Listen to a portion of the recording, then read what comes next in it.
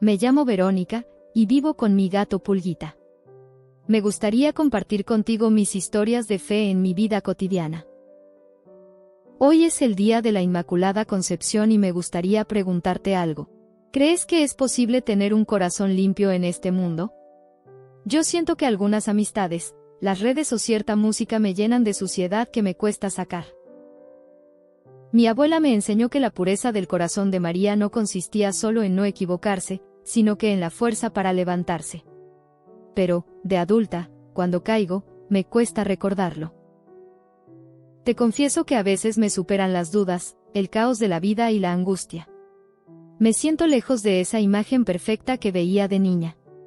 Pero la Inmaculada Concepción nos recuerda que María nació sin mancha de pecado. Ella es la prueba de que se puede vivir en el mundo sin que el mundo viva en ti. Por eso cuando miro a la Virgen, recuerdo que es mi refugio diario, no mi juez, pues no me pide que sea perfecta, sino que me esfuerce. Y la gracia no es algo que yo alcanzo, sino que es un regalo que ella me consigue de Jesús. Hoy, mientras enciendo esta vela, me pregunto si tú también estás dispuesta a dejar que María sea tu consuelo en cada caída que tanto te duele. ¿Qué manchas sientes que te cuesta más limpiar de tu corazón? Cuéntame. A veces siento que no tengo el título correcto, ni la preparación para hablar de mi fe.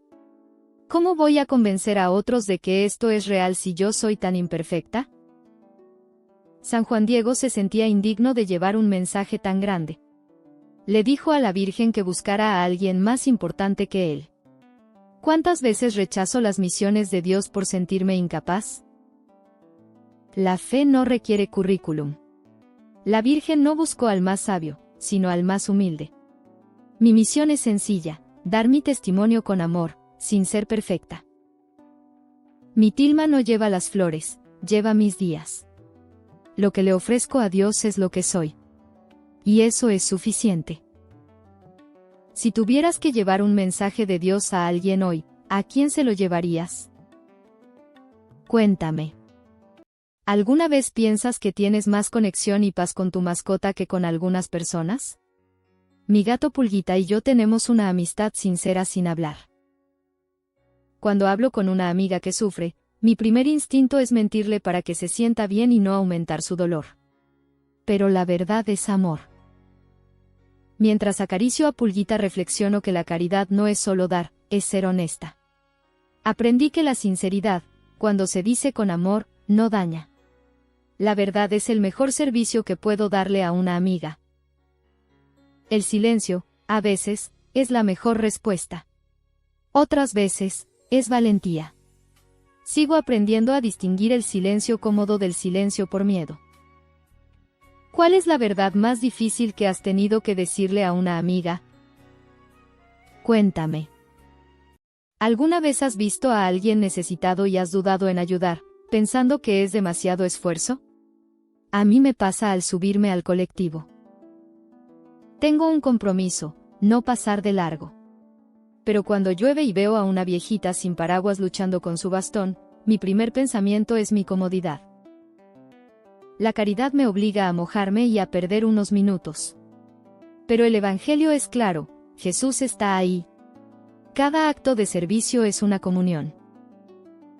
Al final del día, lo que hice por la viejita es lo que Jesús va a recordar. No es lo que hice, es el tiempo que doy sin esperar nada a cambio. ¿Cuál es ese pequeño esfuerzo extra que Jesús te está pidiendo hoy en la calle? Cuéntame.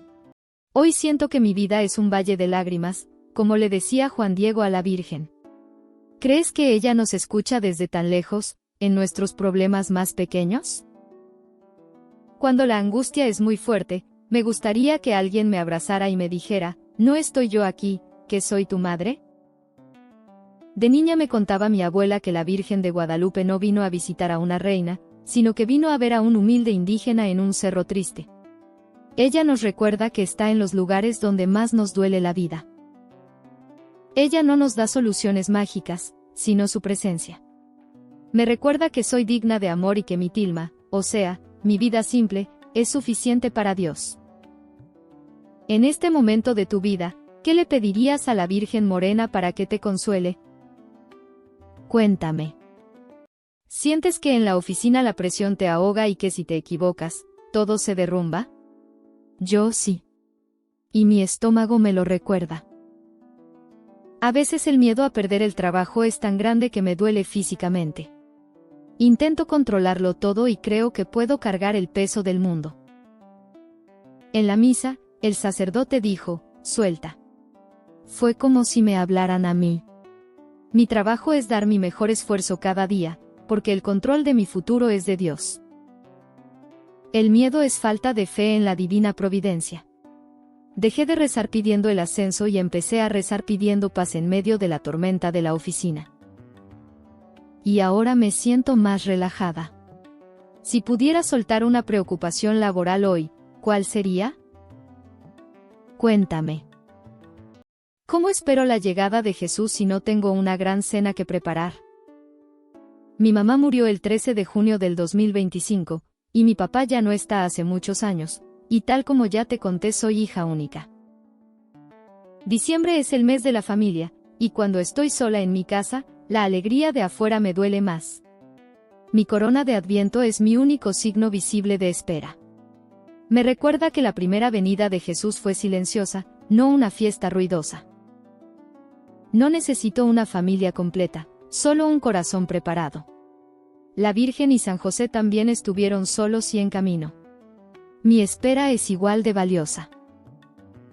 Te cuento que la soledad en Adviento puede ser un regalo. Es tiempo de hacer silencio, de preparar la cuna de mi corazón para que Jesús nazca. ¿Qué estás preparando en tu corazón para la Nochebuena para que no sea un día más? Cuéntame. A la medianoche, cuando todos brindan y se abrazan, siento la ausencia de mis padres. La Nochebuena es el momento más difícil para estar sola. La música alegre de la calle y los fuegos artificiales me hace sentir que algo me falta. El pesebre me recuerda que Jesús no nació en una casa, sino en la intemperie y el frío.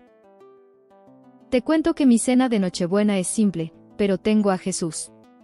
Lo más importante no es quién está en la mesa, sino quién está en el pesebre. Mi regalo para Él es mi corazón. Ya no busco la fiesta, busco el silencio de la adoración en la misa de gallo. ¿Cuál es el recuerdo más feliz o bonito que guardas de alguna Nochebuena o Navidad? Cuéntame. Pasa la Navidad, y vuelve la rutina que me golpea y me deja pensativa. ¿Cómo llevo la alegría de Cristo a la oficina, a mis amigas, o a la gente que viaja junto a mí en el autobús? No puedo dejar a Jesús en el pesebre. Él debe venir conmigo al trabajo y a la vida de cada día. La fe se demuestra cuando hago mis tareas cotidianas con alegría. Mi deseo de Navidad es que la luz de Cristo permanezca en mí y me ayude a ver la belleza en lo cotidiano. No quiero volver a ser la Verónica ansiosa y estresada. Siento que la mejor forma de alargar la Navidad es el servicio, porque la esperanza no es un sentimiento, es una acción constante de fe. ¿Qué te cuesta más, esperar la Navidad, o mantener la calma y la alegría después? Cuéntame. Llega fin del año y es tiempo de ir hacia atrás, de chequear qué hicimos de útil. El silencio es el mejor momento para hacer balance. ¿Qué aprendí este año? ¿En qué fallé? ¿En qué crecí? A veces me da miedo el año nuevo, porque significa más incertidumbre. Pero la fe es la certeza de que Dios ya está en ese futuro que no conozco. Te cuento que mi celebración de fin de año es dar gracias. Ofrezco mis alegrías y mis tristezas a Dios, y le pido perdón por lo que hice mal. El mejor brindis no es con champaña, es con la Eucaristía. Entrego mi voluntad a Dios y pido que me use el próximo año para hacer su voluntad. ¿Cuál es la cosa más grande que tienes que agradecer de este año? ¿Y cuál sientes que te hizo crecer? Cuéntame. Nos vemos en el próximo video que te comento otra cosa que me pasó. Gracias por haberte quedado hasta el final. Espero que te haya sido útil y te haya gustado.